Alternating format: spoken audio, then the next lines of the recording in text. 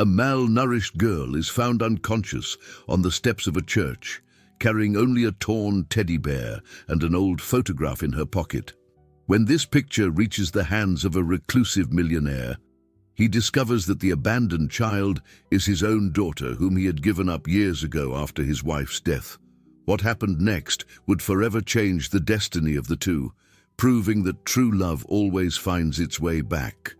Subscribe to the channel to receive heartwarming stories every day.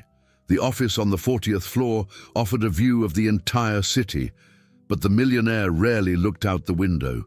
His days were filled with numbers on spreadsheets, video conference meetings, and decisions that moved millions.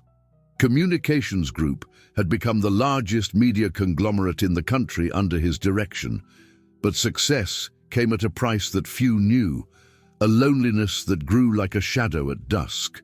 5 years had passed since he became a ghost in his own life. His last public appearance was at his wife's funeral, when the flashes of cameras captured a broken man carrying a baby of a few months in his arms. After that, he disappeared. Employees only saw him through screens, business partners communicated through lawyers, and the outside world became something distant and irrelevant. That Tuesday morning, like every other in the last 1800 days, he arrived at the office before 6 o'clock. The private elevator took him directly to his floor, where only his assistant was allowed to enter. She was already there, organizing documents with the precision of a well-oiled machine. "Good morning, sir. The meeting with the shareholders has been postponed until Thursday. The quarterly report is on your desk, and the legal department needs your approval for the contract with the Southern broadcaster." Her voice was professional, neutral, without any trace of intimacy or human warmth. He nodded without lifting his eyes from the papers. Unnecessary words had been eliminated from his routine a long time ago. Why waste energy on pleasantries when silence was more efficient? But that morning, something different happened. While checking the real-time news, a compulsive habit he had developed to monitor everything that could affect his business, an image caught his attention. Not for the usual reasons of business strategy, but for something that made his chest contract inexplicably. It was a photo of a girl lying on a hospital gurney, small, frail, with a face still dirty with dust and tousled hair matted to her sweaty forehead. The caption read, "Child found unconscious in church after days on the street. Authorities seek family." He should have moved on to the next news item. He should have continued his meticulous routine of market analysis and decision-making. But something held him to that image. Perhaps it was the way the girl was holding a torn teddy bear, even unconscious. Or perhaps it was the expression of absolute abandonment that emanated from her small face. "Sir?" The assistant's voice snapped him out of his trance. "You need to sign these contracts before 10 o'clock. He closed the laptop abruptly, as if he'd been caught doing something forbidden. "Leave it on the table, I'll sign it later." "But sir, the meeting cancelled." His voice came out harsher than he intended. "I need a few minutes." The assistant hesitated for a moment, clearly surprised by her boss's unusual behavior, but left the office without further questioning. He had built his reputation on predictability and absolute control. Employees, partners, and even family members knew exactly what to expect from him at every moment. Therefore, that inexplicable reaction to a simple news item bothered him deeply. He opened the laptop again and reread the article.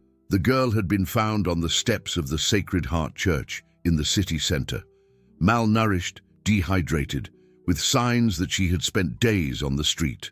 Authorities estimated that she was between 4 and 6 years old, but the lack of documents made it impossible to determine her identity or locate relatives. What was most striking in the report was a seemingly insignificant detail. In the pocket of her dirty clothes, the girl was carrying an old photograph and a handwritten note. Authorities did not disclose the content, only mentioned that they could be clues to find her family. He closed the laptop again and went to the window. Down below, the city buzzed with the morning rush. Cars, people, the constant movement of a life that went its course without caring about individual dramas. How many children like that girl lived on the streets, invisible to those who had the power to help? The question bothered him. Since when did he care about social issues? His company even made donations to charities, but only for image and tax benefits. They were numbers in reports, not real faces with stories of suffering. "Why this girl?" he murmured to himself, resting his forehead against the cold glass of the window.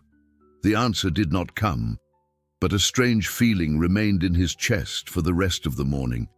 It was as if something long dormant had awakened, demanding attention. And for the first time in 5 years, his meticulously planned routine had been interrupted by something that had nothing to do with profits or losses.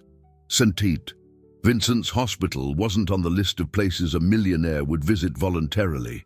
The smell of disinfectant, mixed with human suffering, permeated the dimly lit corridors, where desperate mothers waited for news and children cried in tired arms. But there he was, 3 days after seeing the news, walking through the corridors like a stranger in hostile territory. He had tried to forget. For 72 hours, he delved even deeper into his work, approving contracts, participating in endless meetings, and making decisions that moved fortunes. But the image of the girl haunted him. He woke up in the middle of the night seeing that dirty little face, dreamed of the torn teddy bear, and during the day found himself thinking about the mysterious note she carried in her pocket. "Can I help you?" A nurse approached, clearly surprised by the presence of someone so well dressed in that environment. "I'm looking for information about the girl who was found in the church a few days ago. I read about the case in the newspapers." His voice sounded more hesitant than he was used to. The nurse studied him for a moment. "Are you a journalist? Because we've already spoken with several reporters." "No, just a concerned citizen. I'd like to know how I can help." Clings to that old teddy bear like it's a treasure. Something tightened in his chest, and the photograph, the note they found with her. The nurse lowered her voice. "That's confidential, but I can say that it's helping the investigation. The social worker in charge of the case is Dr. Marina Santos. Perhaps she can guide you better on how to contribute." He thanked her and headed to the 3rd floor. The elevator went up slowly, giving him time to question his own motivations. Why was he there? What did he expect to find? Since his wife's death, he had distanced himself from anything that involved deep emotions or significant human connections. His controlled world had no room for unpredictability. The pediatric ward was different from the rest of the hospital. The walls had colorful drawings, and the sound of children, crying, laughter, conversations created a less oppressive atmosphere, but also more emotionally intense. Room 314 was at the end of the corridor. The door was ajar, and through the crack he could see a small figure lying in bed, hugging the teddy bear. A social worker was sitting beside her, speaking in a low voice. "So, sweetie, do you remember anything about where you lived? Any detail can help us find your family." The girl's voice was weak, but clear. "I already said, my daddy will find me. He's in the photo. He just needs to know I'm here. But honey, you need to help me. What's your daddy's name? Where did you live?" "I don't remember exactly. It's been a long time since Grandma took me away, but he's important. People on TV talked about him, and one day he was going to come back to get me. Grandma said he was just very sad." The millionaire felt like the ground had moved under his feet. It couldn't be. It was impossible. But something in that voice, in those words, awakened a memory that he had buried so deep that he almost believed it had been just a dream. The social worker continued. "And your grandma, where is she now?" "She died in the winter. She got very sick and couldn't take care of me anymore. Before she left, she gave me the photo and said, 'Keep this with your life. You'll need it someday.' Then I went out to look for my daddy. But how did a child so small manage to survive alone on the streets?" It wasn't easy. The girl's voice became even weaker. Sometimes people gave me food. Other times I found things in the trash. I slept wherever I could, but I always held the photo and remembered that my daddy was going to find me. He needed to lean against the wall. His legs were trembling, and a feeling of nausea took over his stomach. It couldn't be her. It couldn't be his daughter. The baby he had given to his mother-in-law was safe, well cared for, far from the problems he couldn't face at the time. But what if? What if something had happened to his mother-in-law? What if the child he abandoned because he couldn't look at her without seeing his dead wife had really needed him all these years? The social worker came out of the room at that moment and almost bumped into him. "Can I help you?" I came to find out about the girl. I'd like to contribute in some way. Are you a relative of hers?" The simple question carried the weight of 5 years of regret and a terrifying possibility. "I don't know yet, but I'd like to see the photograph they found with her." The social worker's office was small and crammed with files, like a living archive of tragic stories. Marina Santos was in her 40s, with graying hair pulled back into a practical bun, and eyes that had seen too much suffering to be easily impressed. But when the millionaire introduced himself, using only his first name, something in his expression made her pay special attention. "You said you might have some connection to the girl?" Marina opened a file on the table, but kept her hands over it, protecting the contents. "It's possible. I need to see the photograph to be sure." His voice came out more controlled than he felt inside. "I understand your concern, but these are pieces of evidence in an investigation. I can't just show a child's personal documents to anyone who comes here." He took a deep breath. For 5 years, he had hidden behind intermediaries, lawyers, and assistants. But now, faced with the possibility that his daughter had suffered while he built walls around his grief, he needed to act directly. "My wife died in childbirth 5 years ago. I just couldn't take care of the baby alone. I gave the child to her maternal grandmother and completely withdrew." The words came out with difficulty, as if they were stones in his chest. "If this girl is my daughter, then I failed her in a way I can never forgive." Marina studied him in silence for long seconds. There was something in his eyes, not just pain, but a deep guilt that couldn't be faked. "What was the grandmother's name?" "Conceição Ferreira. She lived in the Santa Rosa neighborhood. My wife's name was Isabel." The social worker consulted some notes in the file. "The girl mentioned a grandma who died in the winter, and she said her mother went to heaven when she was born." His chest tightened. "Please, I need to see the photo." Marina hesitated for another moment, then opened the file and removed a transparent plastic bag. Inside, a photograph yellowed by time showed a young man holding a tiny baby in his arms. The man was smiling, but his eyes were red with tears. The world stopped. He recognized the photo immediately.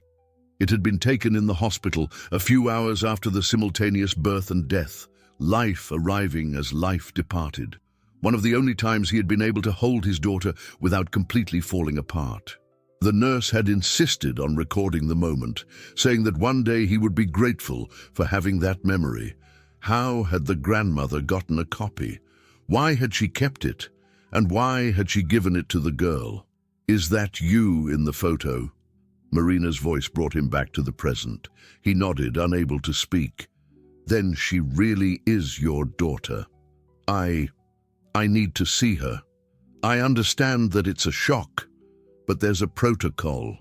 First, we need to confirm the identity through a DNA test. Then there are legal issues about custody. You abandoned the child. The girl arrived here malnourished, with signs of neglect after spending days on the street. Where was your responsibility as a father all those years?" The question hit him like a punch. "I didn't know that Conceição had died. I completely distanced myself. I thought it was better that way." "Better for whom? For you or for her?" He had no answer. For 5 years, he had convinced himself that his absence was a noble sacrifice, protecting his daughter from a father destroyed by grief. But now, seeing the result of his cowardice, he realized it had been just that, cowardice. "Does she ask about me?" Marina sighed, and her expression softened slightly. "Constantly. She carries that photo like a talisman. She says that Daddy is important and that one day he'll come and get her. It's heartbreaking to hear." "Can I see her now?" "Sir." Marina closed the file. "This child has been through serious traumas, abandonment, loss, life on the street. She's created a fantasy about her father to survive emotionally. If you show up in her life now and then give up again..." "I won't give up. How can I be sure? You've already given up once. And now you show up here 5 years later, wanting to fix everything in an instant." The question echoed in the silence of the room. How could he prove that he was serious? How could he convince Marina and himself that this time would be different? "I don't know how to prove it to you, but I know that in the last 3 days I haven't been able to stop thinking about her. And now, knowing that she's my daughter, knowing that she suffered while I hid from my own responsibility..." His voice failed. "I need to try to be the father she deserves, even if it's too late." Marina watched him for a long moment, then sighed. "I'll allow you to see her, but with conditions. First, don't reveal who you are. Let me set the stage. Second, this doesn't mean you'll have custody automatically. There's a legal process to follow. And third," she leaned forward, "if you hurt this child again in any way, I will personally make sure you never get near her again." He nodded, accepting the conditions. But inside, a fierce battle was unfolding. Part of him wanted to run, go back to the safety of his office, to the controlled world where emotions could be avoided. Another part, the part that had woken up 3 days ago when he saw that photo, knew that this time he couldn't run away. His daughter had survived 5 years waiting for him. Now it was his turn to prove that she was worth waiting for. The hallway to room 314 had never seemed so long. Each step echoed on the worn linoleum floor, mingling with the typical sounds of the hospital: beeping monitors, low conversations, the constant rolling of gurneys. But none of this registered in the millionaire's mind. His attention was completely focused on the approaching door, behind which was the daughter he hadn't seen in 5 years. Marina walked beside him, offering last-minute instructions. "Remember, you're just a visitor interested in helping. Don't mention who you are. Let her speak naturally. And if at any point you realize that you're being harmful to her, I'll leave immediately." His voice was rougher than usual. They stopped in front of the door. Marina knocked gently, and a small voice answered. "Come in." The first thing he saw was the teddy bear. It was in the girl's lap, who was sitting on the bed with her legs crossed, freshly washed hair falling over her small shoulders. She was wearing a hospital pajama that was too big, which made her look even smaller and more fragile. Then she raised her face, and his world completely reorganized itself. It was Isabel's eyes, exactly the same, large, expressive, with that brown color that changed to golden in the light. The shape of the face was also her mother's, but there was something in the stubborn chin and the way she arched her eyebrows that was purely his. It was impossible to deny. That was his daughter. "Hi, sweetie. This is a friend who came to visit you." Marina approached the bed naturally. He heard your story in the newspapers and was worried. The girl studied him with curiosity, without apparent fear. "Did you see my photo in the newspaper?" He needed to clear his throat before he could speak. "I did, and I was wondering if you were doing okay." "I'm better now. The nurses are nice, and the food here is good, much better than on the street." She spoke with disconcerting naturalness about her traumatic experience. "Do you have children?" The question caught him off guard. I have a daughter." "That's cool. How old is she?" 5 years old." The words came out automatically before he could think. The girl's eyes lit up. "Same as me! We could be friends. What's she like?" How to describe the daughter he had abandoned? How to talk about the child he knew only through a faded photograph kept in the pocket of a dirty piece of clothing. She's very brave and smart, and she has beautiful eyes, like yours. The girl smiled, the first real smile he'd seen since he'd entered the room. My daddy used to say I had beautiful eyes. It's in the photo. She took a plastic bag from the bedside table. Do you want to see? Marina gently interfered. Honey, remember we talked about keeping the photo safe? It's your most precious thing. But he seems nice, and he said he has a daughter my age. The girl looked at him with a confidence that made him feel even more guilty. Besides, maybe he can help me find my daddy. How so, sweetie? Well, he's rich, right? You can tell by the nice clothes and the shiny watch. Rich people know other important people, and my daddy is important. Grandma always said that. The innocence and childish logic would have completely disarmed him if he hadn't been struggling to maintain his composure. Why do you think your daddy is important? Because on the television at Grandma's house, sometimes there were news stories about him. She would change the channel quickly, but I saw it. And she was sad afterwards. The girl hugged the teddy bear tighter. I think she didn't want me to know, but I always knew that my daddy was special. And are you sure he'll find you? I am. It's in the photo. He's holding me as a baby and he's smiling. People who smile like that don't abandon their children forever. They just get a little lost sometimes. His daughter had created a narrative that absolved him, that transformed his abandonment into a temporary mistake. She had survived years of suffering by feeding the hope that he hadn't rejected her on purpose. And what if... He hesitated, choosing his words carefully. What if your daddy doesn't know where you are? What if he's looking but can't find you? That's why I came to the church. The answer came with impressive conviction.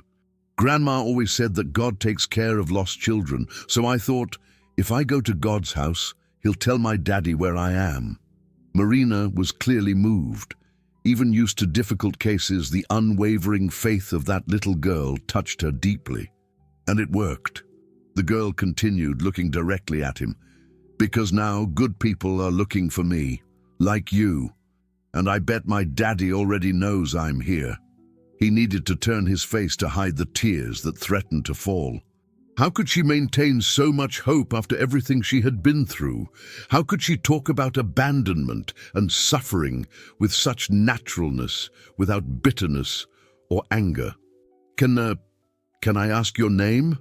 Grandma called me Maria Clara, but I like it better when people call me Clara. It's easier, she tilted her head. And your name? For a moment he almost told the truth. Almost revealed who he was, almost knelt right there and asked for forgiveness for the 5 lost years. But Marina's warning look stopped him. My name is Edward. Edward. She repeated the name, testing how it sounded. It's a pretty name, just like my daddy's. His heart stopped. How do you know your daddy's name? It's written on the back of the photo. Grandma wrote it so I wouldn't forget. Your daddy, Edward. Keep this memory until he returns. Marina and he exchanged a quick look. She had mentioned a note, but hadn't revealed that it contained his name. Clara! His voice came out almost as a whisper. What else do you remember about your daddy? That he loved me very much. That he was sad when Mommy went to heaven. And that one day when he's not sad anymore, he'll come and get me.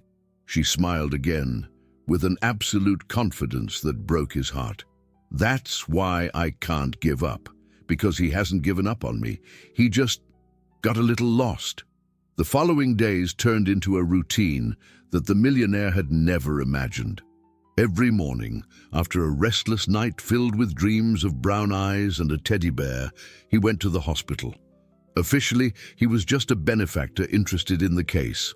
Unofficially, he was rediscovering what it meant to be a father. Clara had adopted him as a confidant with the natural ease of children.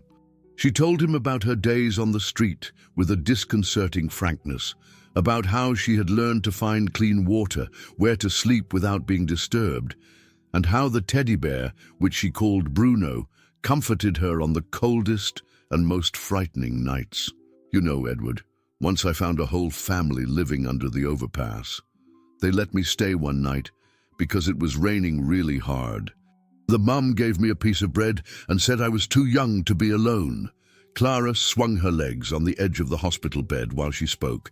I asked if she knew my daddy. She said no, but that she was sure he was looking for me. Each story was a dagger in his chest. While he hid in his office, building fortunes and avoiding emotions, his daughter had grown up believing in kindness, maintaining hope, and caring for strangers with the natural generosity she had inherited from her mother. Clara, weren't you ever angry for having to go through all this alone? She thought for a moment, hugging Bruno to her chest. Sometimes I was sad, especially when I saw other children with their parents. But Grandma always said that anger makes your heart small. And I need a big heart to keep all the love I'm going to give to my daddy when he arrives. The wisdom of that 5-year-old child humiliated him daily. She had faced deprivations that most adults would not have endured, but instead of becoming bitter or desperate, she had become more compassionate and hopeful. Marina followed these visits with increasing interest. She saw how he transformed in the presence of the girl. The rigidity disappeared, his shoulders relaxed, and something genuinely paternal emerged in his expressions and gestures. "She's getting attached to you," Marina commented one afternoon after Clara had fallen asleep during one of her stories about companies and business. "It's dangerous." "Why?" "Because when she finds out that you're her father, and inevitably finds out that you abandoned her, the shock can be devastating. She's created an idealized image of her father. You're becoming part of that fantasy without revealing the truth." It was a dilemma that tormented him. How to tell a child who had survived by feeding on the hope of finding the father that he was exactly that father, and that he had chosen to distance himself deliberately. "I know I need to tell the truth, but I'm afraid of destroying the hope that has kept her alive all these years."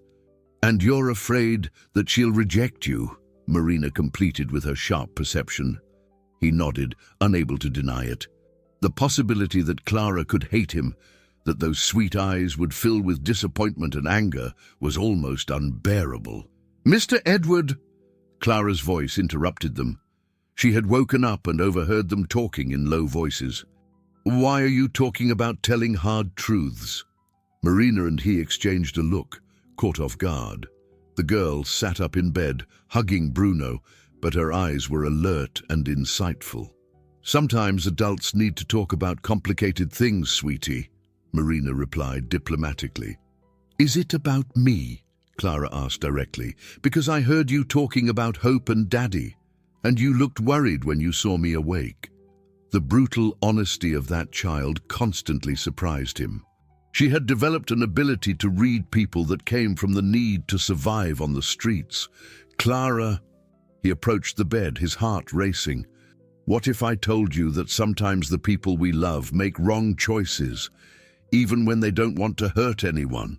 "Like what?" "Imagine that someone very important to you went away, not because they didn't love you, but because they were very scared, afraid of not being good enough, afraid of hurting you unintentionally." Clara tilted her head, considering the words with seriousness. "Like when Grandma was sick and didn't want me to stay too close because she was afraid of getting me sick too?" "Exactly like that." "You're talking about my daddy, right?" The silence in the room was deafening. Marina held her breath, and he felt as if he were on the edge of a precipice. "If I were talking about your daddy, what would you say to him?" Clara thought for a long moment, biting her lower lip exactly as Isabel used to do when she was concentrating. "I'd say that I understand, that sometimes people get so scared they do things they didn't want to do.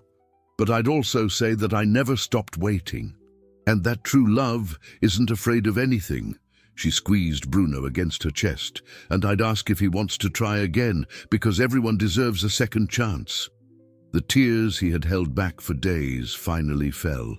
There was his daughter, small, fragile, who had suffered abandonment and deprivation, offering forgiveness even before she knew she needed to forgive.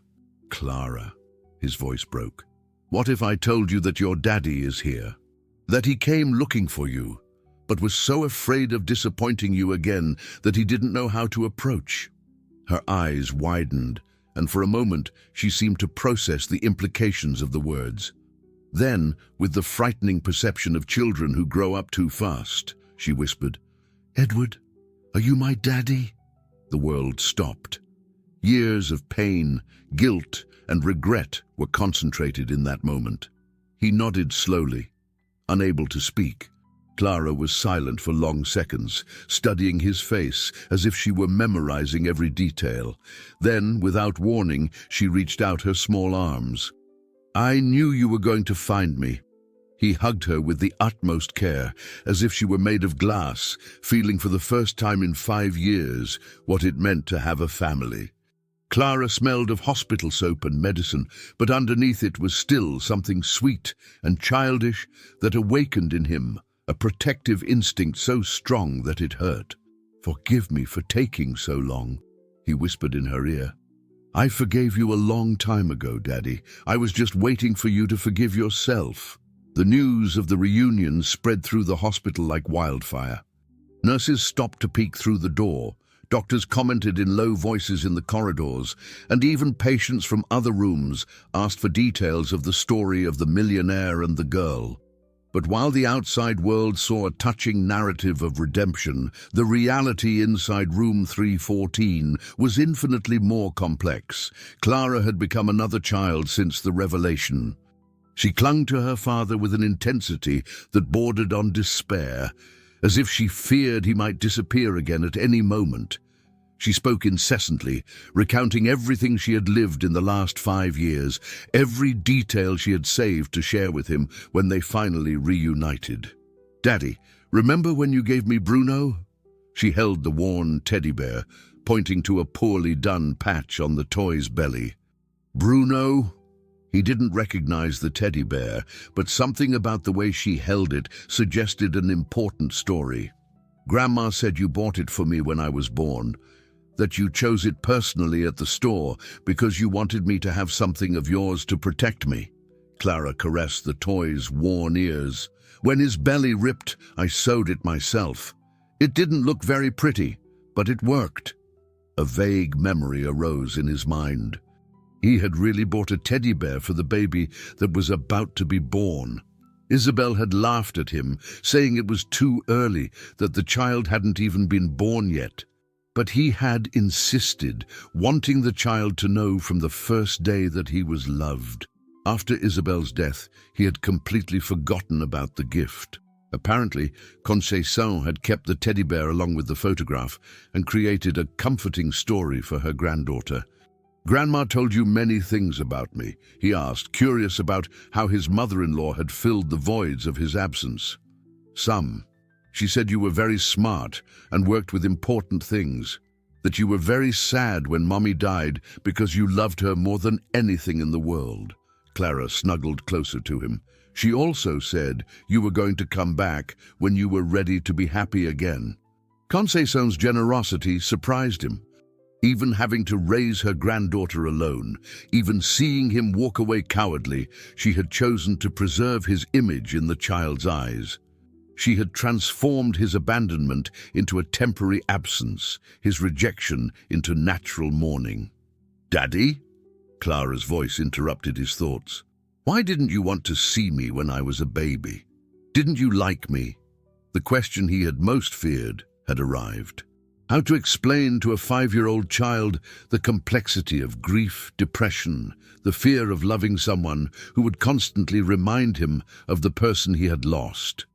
"Clara, when you were born, you were the most beautiful thing I had ever seen. But your mum..." He paused, searching for the right words. "When your mum died, it was as if a part of me had died with her, and I got very scared." "Scared of what?" "Scared of looking at you and only feeling sadness.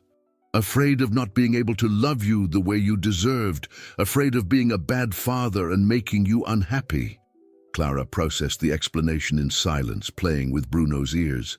But Daddy, when you look at me now, do you feel sad? No, my daughter. When I look at you now, I feel complete. As if a part of me that was lost had come home. Then you weren't scared. You just didn't know yet that loving me was going to make you happy instead of sad. The simplicity with which she summed up years of internal torment left him speechless. There was a wisdom in that child that came not only from the early experience with suffering, but from a natural ability to forgive and find hope in the darkest situations.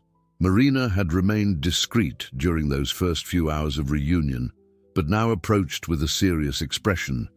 "We need to talk about the next steps," she said. "Legal custody, the procedures."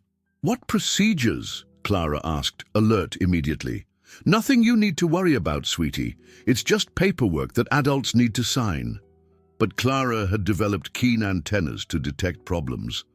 "Is someone going to separate me from my daddy again?" "No, sweetie. No one is going to separate you." He hastened to reassure her, but Marina gave him a warning look. "Actually," Marina said carefully, "there are some people who may question this reunion." "What people?" His voice hardened. "Your late wife's family contacted us yesterday. Apparently they saw the news about the case and, well, they have some concerns." His stomach plummeted. He had completely forgotten about Isabel's family.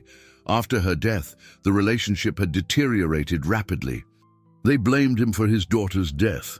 If he hadn't gotten Isabel pregnant, she would still be alive. And he, consumed by his own guilt, hadn't contested this version of events. "What kind of concerns?" "They're questioning your ability to care for the child. They mentioned that you abandoned her once and might do it again. They're considering filing for custody." Clara, who had heard everything, grabbed his arm tightly. "They can't do that. You're my daddy." "Easy, sweetie. No one is going to take you away from me." But even as he spoke, he felt a familiar sense of panic growing in his chest. What if he really wasn't able to take care of Clara? What if, after all these years of building emotional walls, he couldn't be the father she needed? "Mr. Edward," Marina continued, "there's also the issue of the media. The story has leaked, and there are reporters trying to get into the hospital. Your privacy." "I don't care about my privacy." "I only care about Clara." "Daddy," Clara tugged at his shirt, "are you going to let those people take me?" He looked into her eyes, those brown eyes identical to her mother's, but shining with a confidence that Isabel had never lost, even in the most difficult moments. And in that instant, something fundamental reorganized itself within him. For 5 years, he had hidden behind fear, guilt, and pain. He had allowed his emotions to dictate his actions, always choosing the easiest path, escape. But now, looking at the daughter who had survived everything that life had thrown her way, while keeping alive the hope of finding him again, he understood that there was no longer room for cowardice. "Clara, listen to Daddy. No one is going to take you away from me, no matter who shows up, no matter what papers they have, no matter what arguments they use. You are my daughter, and this time I will fight for you with everything I have. Promise. Promise." And I never break my promises. It was a big promise, perhaps bigger than he could keep. But looking at that little girl who had gone through hell clinging only to a photograph and a teddy bear, he knew there was no alternative. It was time to stop running and start fighting. The courtroom in family court was packed in a way that was rarely seen. Lawyers in impeccable suits occupied the first rows. Journalists squeezed into the back with cameras and recorders, and onlookers tried to get a place to witness what the media had dubbed the case of the century. At the center of all that commotion, a 5-year-old girl held a worn teddy bear and watched everything with wide, frightened eyes. Clara was sitting between her father and Marina, wearing a new dress that he had bought, the first gift he had given his daughter. It was light blue with small embroidered flowers, and she had insisted on wearing a matching bow in her hair. She wanted to look pretty for what she called the day I'm officially going to have my daddy back. But the reality was infinitely more complex and threatening. On the other side of the room, Clara's maternal family presented themselves as a united front against him. There were 3 of Isabel's siblings, all with their respective spouses, plus 2 cousins and an aunt he barely remembered having met. Leading the group was Mark Ferreira, Isabel's older brother, a man in his 40s with a permanently disapproving expression and a history of questioning every decision that his brother-in-law had made during the marriage. This man, Mark's voice echoed through the room when he was called to testify, abandoned a newborn child because he didn't have the courage to take on his responsibilities as a father. He handed our niece over to our elderly mother and disappeared for 5 years. 5 years! Meanwhile, Clara grew up in precarious conditions because our mother, God rest her soul, didn't have the physical or financial means to raise a small child. Every word was a stab.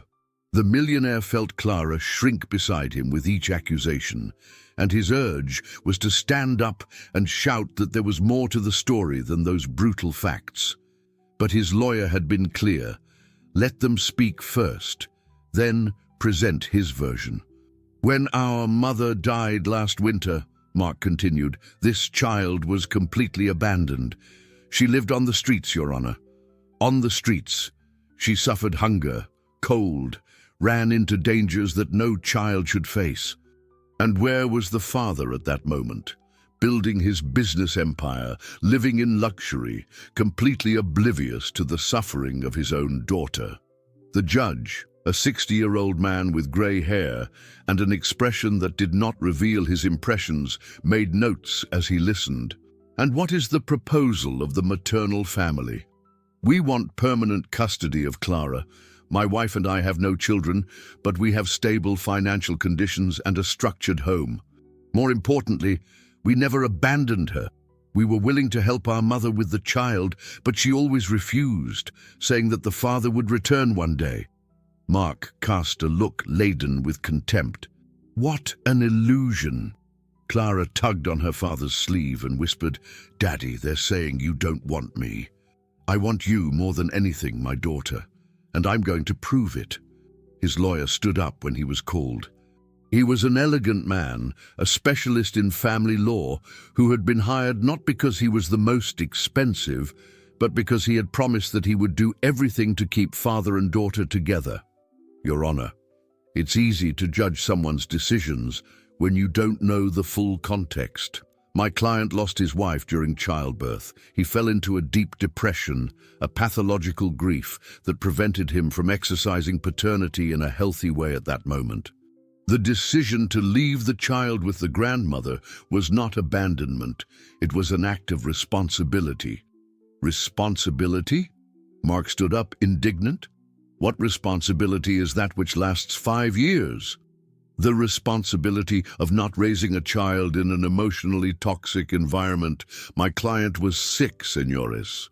He needed time to recover, to be in a position to be the father that Clara deserved.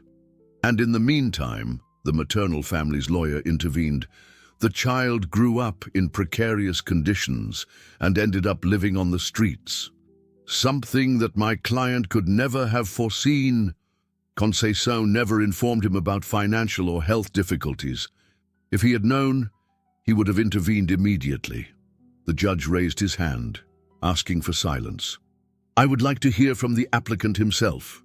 I thought I wouldn't be able to love her without associating her with the pain of the loss. His voice began to crack, but he continued. I made the decision to leave her with her grandmother, believing it would be temporary, that when I recovered, I would go back and get her. But the days turned into weeks, the weeks into months, and the guilt grew until it became easier to pretend she didn't exist than to face what I had done. And what changed? Asked the judge. I saw her photo in the hospital. I saw my abandoned daughter alone, carrying only a photograph of me and a teddy bear that I had bought for her before she was born. And I understood that I had been a coward. that she had spent 5 years waiting for me while I hid from my own fatherhood. He turned to Clara, who was watching him with full attention. But most of all, I discovered that my daughter is infinitely stronger, wiser, and more generous than I have ever been. She forgave me without me asking for forgiveness.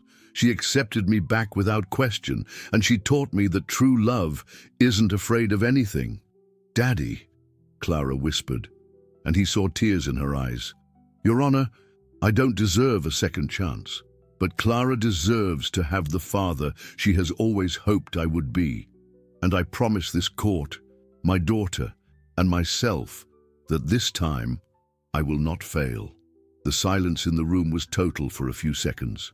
Then unexpectedly, Clara stood up. "Can I speak, Your Honor?" All heads turned to her. The judge hesitated, but something in the determination of that small child made him nod positively. "I know that everyone is worried about me, and I understand why they think my daddy might abandon me again." Her voice was clear without fear. "But you don't know him like I do. He didn't abandon me because he didn't love me. He walked away because he loved my mommy so much that he didn't know how to love me without feeling pain." She hugged Bruno to her chest. "I spent 5 years waiting for him, 5 years believing he was going to come back, and he came back. Not because someone forced him, not because it was in the newspapers. He came to look for me because he finally learned that love isn't about not feeling pain. It's about choosing to love even when it hurts." The room was completely silent. Even the journalists had stopped writing. "I don't want to live with other people, even if they're family. I want to live with my daddy because we agreed that this time we're going to learn together how to be a real family." When she finished speaking and sat down, there wasn't a dry eye in the room. The judge cleared his throat, clearly moved. "The court will deliberate. The decision will be communicated next week." But Clara didn't seem worried. When they left the room, she held her father's hand and said, "You were very brave, Daddy. Mommy would be proud." It was the first time she had mentioned her mother without sadness, only with love. And he knew that, regardless of the judge's decision, he had already won the most important battle. He had his daughter back. The week of waiting for the court's decision turned into the longest 7 days of the millionaire's life. But they were also the most revealing. Unable to take Clara home yet, she remained temporarily in a specialized shelter until the case was resolved. He discovered that being a father didn't depend on sharing the same roof. It depended on presence, consistency, and small daily gestures that built mutual trust. Every morning at 8 o'clock, he was at the door of the Hope Haven shelter. It didn't matter if there were important meetings, urgent calls, or million-dollar decisions waiting for him. Clara had become his absolute priority, and for the first time in years, the world of business took a back seat. "Daddy!"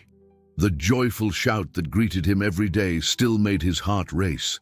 Clara ran through the shelter's garden, Bruno under her arm, with a smile that illuminated not only her face, but the entire environment around her. She had adapted to the shelter with the resilience characteristic of children who learned early to adjust to new situations. She made friends quickly, helped the caregivers with the younger children, and transformed her little corner into a small sanctuary where she kept the gifts he brought daily. Not expensive toys or designer clothes, but simple things that he had realized she liked. "Look, Daddy, Aunt Carla taught me how to make beaded bracelets." Clara proudly displayed a colorful bracelet on her wrist. "I made one for you too." He accepted the bracelet as if it were an invaluable treasure, immediately putting it on his wrist. During subsequent meetings, curious executives would ask about the childish accessory, and he would answer proudly, "My daughter made it for me." These days also revealed talents and characteristics of Clara that he did not know. He discovered that she loved to draw, mainly houses with large gardens where the whole family could live together. That she knew invented stories about each toy in the shelter. That she had an impressive memory for details and could repeat entire conversations word for word. "Daddy, did you know that I know what your job is?" she asked one afternoon as they walked through the park near the shelter. You do? Tell me. You're in charge of televisions and newspapers. That's why when you showed up in my story, everyone got interested. She kicked a stone on the way. Aunt Carla explained that you're very important at work. And what do you think about that? Clara stopped walking and looked at him seriously. I think it must be very hard to be important to so many people, because then everyone wants a piece of your time, and there's little left for the people you really love. The observation hit him like lightning. That was exactly what had happened for years, getting lost in the importance that others attributed to him, forgetting the people who really mattered. That's why you got lost when Mommy died, right? Because you were used to dividing your love between many people and things, and when she was gone, you didn't know how to love just one person the way she deserved. The perception of that 5-year-old child continued to surprise him daily. And how do you think I should do it now? Simple. You learn to love with your whole heart without saving pieces for other less important things. She took his hand. And I'll teach you if you want. You'd teach me? Clara had truly become an expert in unconditional love. She had survived abandonment, neglect, and suffering while keeping her ability to love without reservation intact. On the 4th day of waiting, he made a decision that shocked his business circle. He announced that he was temporarily stepping down from the company's presidency to dedicate himself fully to fatherhood. Sir, this is crazy, his vice president protested during a video conference meeting. The company needs your leadership. The shareholders will question your competence. The company survived 5 years with my minimal physical presence. It can survive a few months with my partial dedication. His voice brooked no discussion. My daughter spent 5 years without a present father. That's not going to happen again. But sir, the decision is made. I want weekly reports from the main departments, but only real emergencies should be directed to me. Everything else can wait. Clara was radiant when he told her about the decision. Daddy, does that mean you'll have more time to teach me daddy things and me to teach you daughter things? Exactly that. What kind of daddy things do you want to teach me? He paused, realizing that he had no idea how to teach daddy things.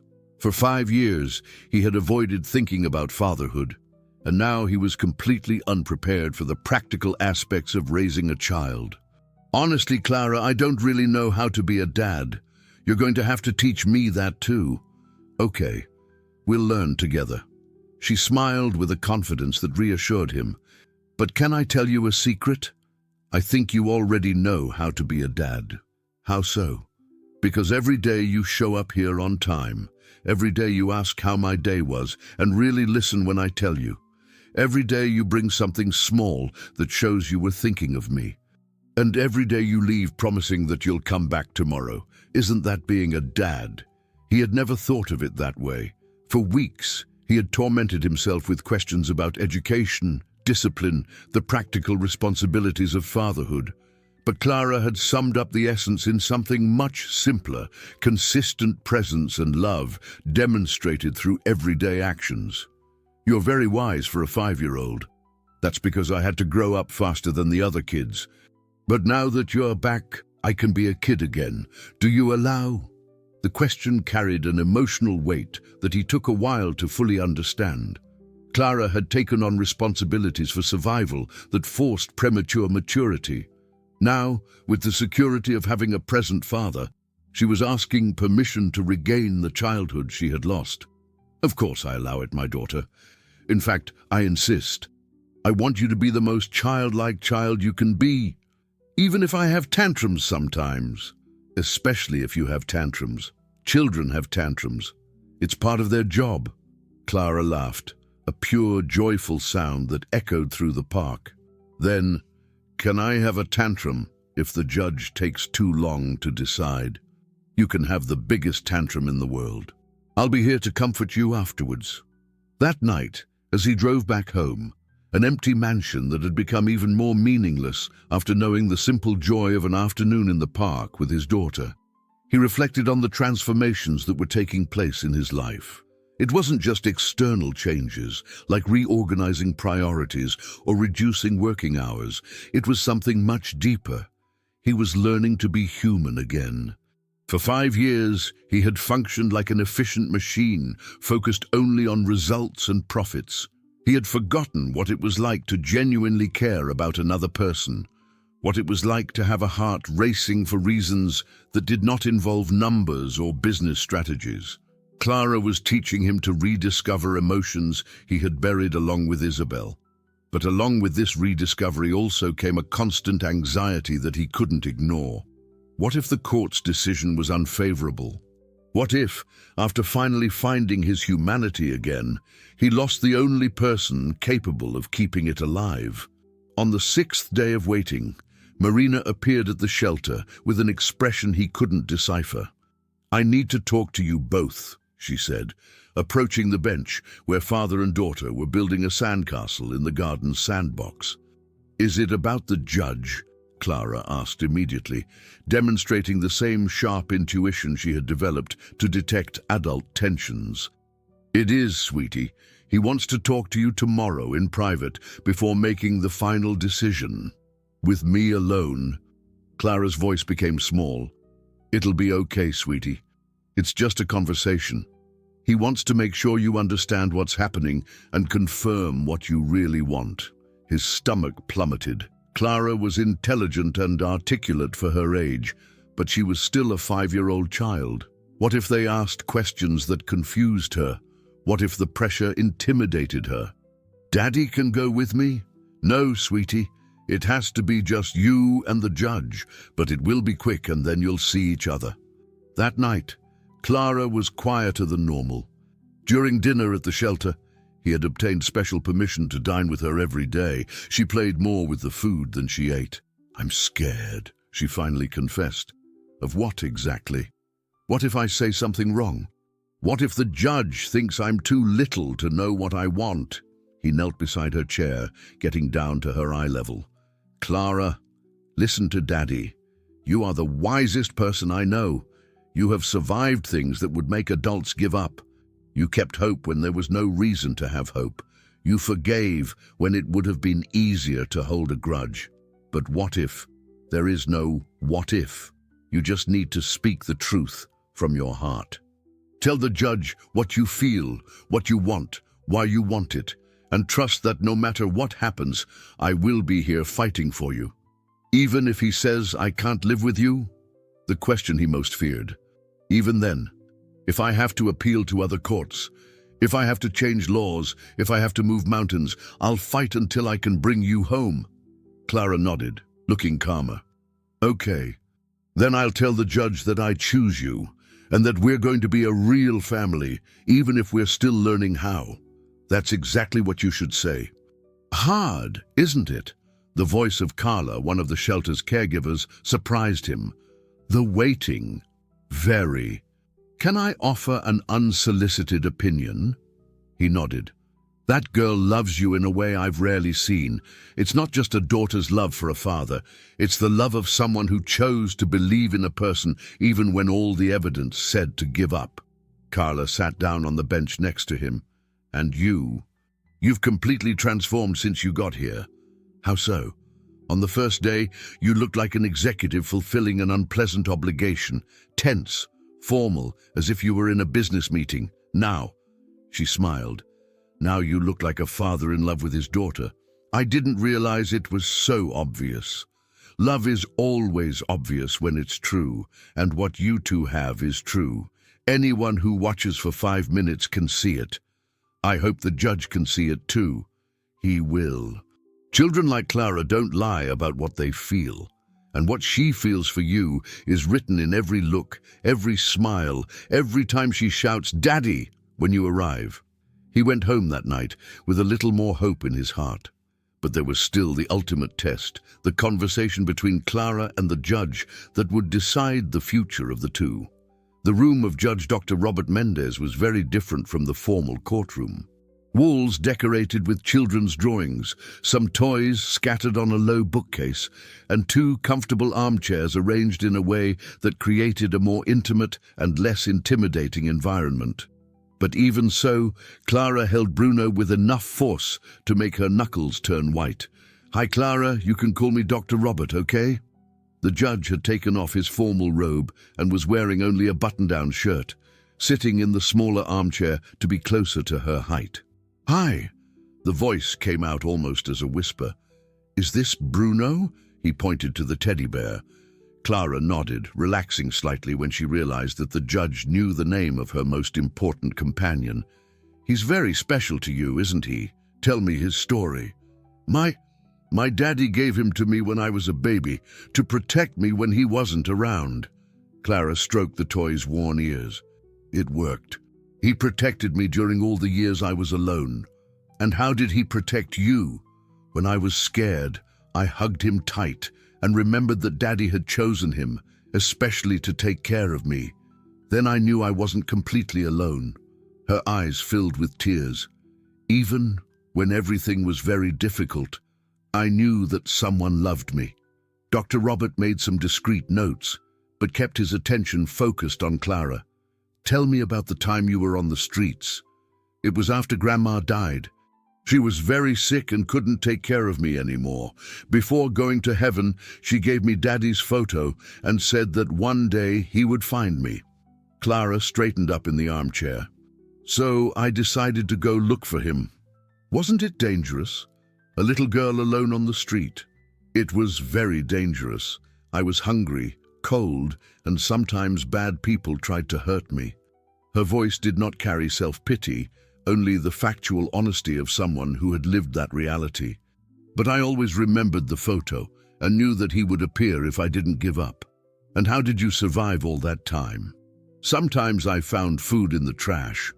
Other times good people gave me something. I slept in hidden places where no one could find me. And whenever I was very scared, I looked at the photo and talked to Daddy, even though he wasn't there." Dr. Robert stopped writing and looked at her directly. "Clara, you talked to your father even though he wasn't present." "I did. I told him about my day, about the bad things that happened, about the dreams I had with him looking for me." Clara smiled timidly. "He didn't answer, of course, but I felt that he was listening from wherever he was." "And what did you say to him in those conversations?" "That I was doing well, that I was being brave, that I wasn't angry at him for taking so long to find me." She adjusted Bruno in her lap. "And that I was learning important things to tell him when we met." "What kind of things?" "How to take care of people who are sad, how to share food even when you're hungry, how not to give up even when everything seems impossible." Clara spoke with an impressive seriousness for her age. "I thought that if I learned these things, when Daddy came back, I could help him to not be sad anymore." The room was silent for a few moments. "Doctor..." Robert cleared his glasses, clearly touched by the girl's words. "Clara, now that you've reunited with your father, how do you feel?" "Complete." The answer came without hesitation, as if a part of me that was lost had come back to the right place. "But aren't you afraid that he might leave again?" Clara thought carefully before answering. "At first, I was. In the first few nights at the shelter, I stayed awake thinking if he would show up the next day or if it had just been a dream. And now? Now I'm not afraid anymore, because I saw in his eyes that he also felt lost without me. And when two people feel complete together, they don't separate anymore." "How are you so sure?" "Because true love isn't afraid of anything. And what Daddy and I have is true love." Clara leaned forward in the armchair. "Doctor, Robert, can I ask you a question?" "Of course. Why are people trying to separate me from my daddy? Don't they understand that we love each other?" Dr. Robert chose his words carefully. "Sometimes, Clara, when adults see a difficult situation, they are afraid that the same bad thing will happen again. Your family members were worried because your father went away once, and they are afraid that he will do it again. But he explained why he did it. He was very sad and afraid of not being able to love me right. That's not a reason to separate us now that he's learned he can." "And are you sure he's learned?" "I am. The conviction in Clara's voice was absolute, because now, when he looks at me, he doesn't get sad remembering Mommy. He's happy thinking about our future together. How do you know the difference? But when someone looks at you with happiness, you feel like you're making that person's life better just by being there. Clara hugged Bruno tighter. Daddy looks at me the second way now? Dr. Robert made a few more notes, clearly impressed by the girl's emotional maturity. Clara, if I decide that you can live with your father, do you promise to tell me if anything bad happens? If he gets too sad again, or if you feel abandoned? I promise. But it's not going to happen. How can you be so sure? Because we made a deal. I teach him to be a dad, and he teaches me to be a daughter. And while we're learning together, no one is going to be alone. And if it's hard? If you argue or disagree? Clara shrugged, as if the question was too obvious. Families argue sometimes, but then they apologize and become even better friends than before. That's how it works when people truly love each other. Doctor. Robert leaned back in the armchair, studying that extraordinary girl who had transformed years of suffering into wisdom, abandonment into understanding, and pain into an even greater capacity to love. One more question, Clara. What do you want for your future? I want to wake up every day knowing that Daddy is there. I want to make breakfast with him and tell him about my dreams from the night. I want him to teach me big kid things, and I want to show him how to play again. Her eyes sparkled. And I want us to visit Mommy's grave together so I can get to know her and she can see how I've grown. Just that? And I want to help other children who are lost like I was. Daddy said we can do that together when I grow up a little bit more. The interview had lasted almost an hour, but Dr. Robert had all the information he needed. That wasn't just an exceptional child. It was an old soul in a small body, someone who had learned about unconditional love through the most painful experience possible. Thank you for talking to me, Clara. You're a very special girl. Thank you for really listening to me, Dr. Robert. Not every adult does that. When Clara left the room, Dr. Robert remained alone for long minutes, reflecting on the most touching conversation he had had in his 20 years of a career in the judiciary. He had rarely encountered a case where the right decision was so clear. That child and that father needed each other, not just wanted, needed, and sometimes true justice consisted simply of not interfering with genuine love when it finally found its way back home. 3 days after the conversation with the judge, on a sunny Friday morning, the phone rang at 7:30 a.m. On the other end of the line, Marina's voice carried an emotion barely contained. The decision is out. You won. The world stopped for a second before exploding into brighter colors. What do you mean? Permanent custody, granted to the biological father. The judge was emphatic. He said he had rarely seen such a genuine bond between father and daughter, and that Clara had demonstrated exceptional maturity to express her wishes. Marina took a deep breath. You can pick her up today. He needed to sit down. 5 years of guilt, weeks of anguish, days of agonizing wait, and finally his daughter was coming home. Edward, are you there? I'm here. I don't even know what to say. Say you'll pick up your daughter at 2 o'clock. She's been at the shelter packing her bags since 6 in the morning. When he arrived at the Hope Haven shelter, he found Clara sitting on the porch with a small backpack next to her, Bruno in her lap, and a smile that could illuminate the entire city. She had asked one of the caregivers to braid her hair and was wearing the blue dress he had bought, clearly prepared for the most important moment of her life. Daddy! She flew in his direction, and he caught her in the air, spinning with her in the garden while the shelter staff applauded and some wiped away discreet tears. Let's go home, my daughter. To our home, she corrected, and the specificity of the word our made his heart tighten with emotion. The mansion that awaited him had been completely transformed in recent weeks. He had hired a decorator specializing in children's environments, but he had insisted on participating in every decision. Clara's room was on the upper floor, overlooking the garden, painted a soft yellow with white details. It had a small bed with a canopy, a bookcase filled with age-appropriate books, a table for drawing, and a special corner with cushions where she could sit and talk with Bruno. "Is it all mine?" Clara spun in the middle of the room, arms open, as if she wanted to embrace the entire space. "All yours. And if you want to change anything, we'll change it." "I don't want to change anything. It's perfect." She carefully placed Bruno on top of the bed. He liked it too. "How do you know?" Because his little ears wiggled a bit when he saw the new bed. They spent the rest of the afternoon exploring the house. Clara was fascinated by the library. So many books. "Will I be able to read them all?" Impressed by the kitchen, "Can we make cookies whenever we want?" And completely enchanted by the garden, "Can I plant flowers for Mommy here?" But the most exciting moment came during dinner. Clara had insisted on helping to prepare the meal, which in practice meant mainly asking questions about each ingredient and telling stories about foods she had experienced during her life on the streets. "Daddy," she said suddenly in the middle of the conversation about spices, "can I ask you an important question?" "Always. Are we going to have dinner together every day?" The question, seemingly simple, carried the weight of a child who had eaten alone when she ate for years of abandonment. "Every day I'm home, yes. And when I need to travel for work, I'll take you with me if you want. And breakfast too.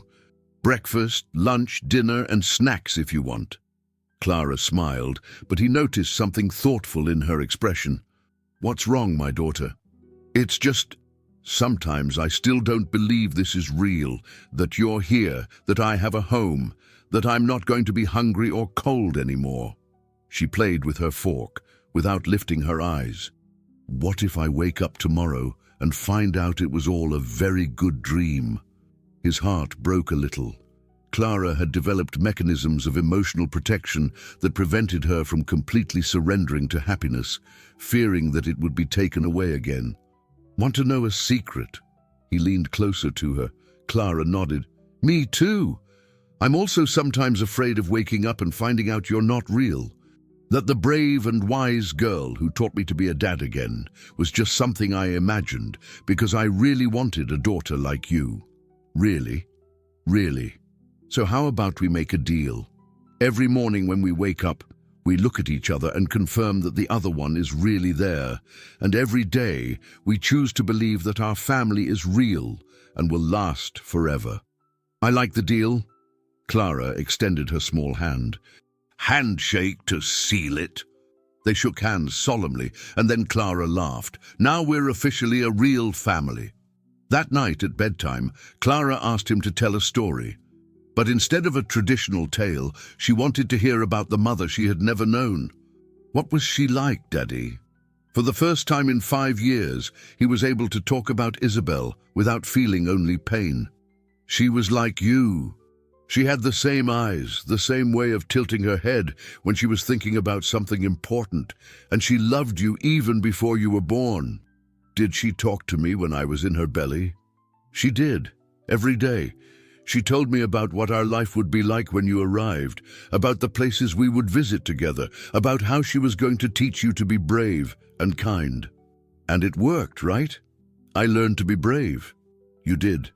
I think she kept teaching you even after she went to heaven." Clara was quiet for a few minutes, processing the information.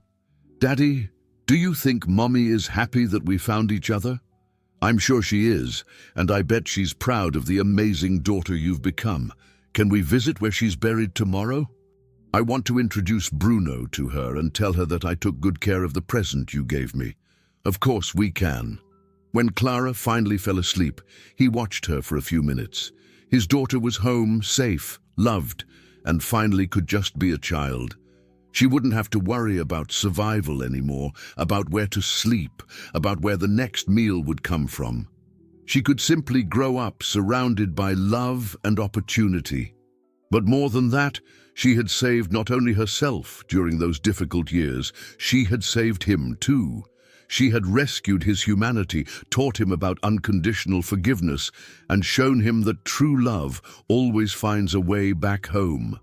In the months that followed, father and daughter built a routine that mixed everyday normality with small daily miracles. Clara adapted quickly to her new life, but maintained the compassion and wisdom she had developed during her years of hardship. She insisted on helping with a project he created, a foundation for missing and abandoned children, where her personal testimony inspired other parents to never give up looking. And every morning, without fail, they kept the deal they made that first night. They looked at each other and confirmed that they were both really there, that their family was real, and that love had overcome all the difficulties they had faced to be together. The girl who had been found unconscious on a church staircase, carrying only a torn teddy bear and a faded photograph, had finally arrived home. And the man who had spent 5 years running away from his own heart had learned that sometimes you have to get completely lost to discover what really matters. Together, they proved that true love knows no limits of time, distance, or circumstance. It simply waits with infinite patience until it finds the right moment to show that it never ever gave up. If this story touched you, subscribe to the channel and activate notifications to receive new stories every day. What would you do in the millionaire's place? Comment below and share this story with someone special.